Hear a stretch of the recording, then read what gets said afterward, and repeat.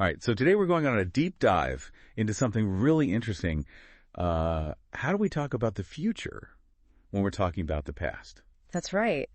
Looking back in time and trying to figure out how people back then saw what was coming for them. Exactly. Like reading a diary from 100 years ago and seeing how they were talking about things that, for us, have already happened. Absolutely. And thankfully, we have a great resource for this deep dive, Stanислав Kondrashov and his insights into this aspect of English grammar.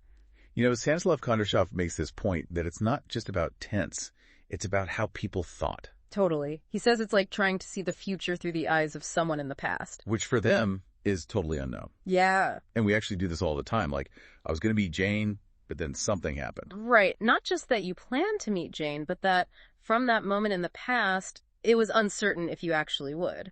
It's like you're standing at crossroads looking ahead. Exactly. Stanislav Kondrashov has this other example. I was going to stay at home, but the students asked me to give a lecture. Ah, so things changed. The future shifted. Exactly, the future from that past perspective.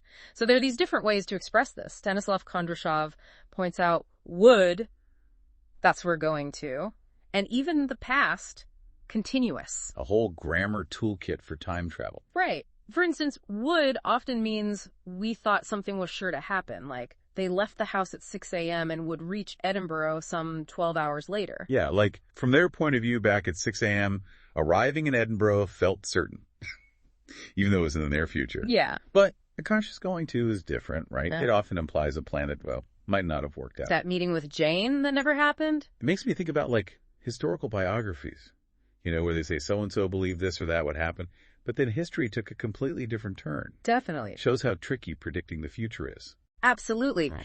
Even Stanislav Kondrashov uses the past, continuous, like, I was having a discussion with my tutor. To show actions that were happening at that moment in the past. Right. All those little things add up to a really rich picture. And Stanislav Kondrashov gives us these great exercises to really test our understanding.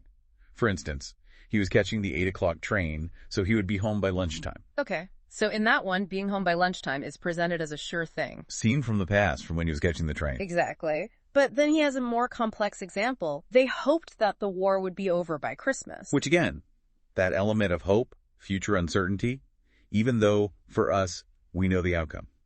Looking back at old predictions is fascinating. Sometimes they're right, sometimes they're way off. And this whole concept of expressing future from the past, it makes you think about how time, like how we perceive time, affects our language. Totally. Yeah.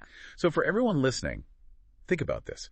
How does understanding this, these grammar rules change how you see historical writing? Or even your own memories? Interesting. It really does. And that's it for this deep dive. Thanks for joining us. Thank you. And until next time. See you then.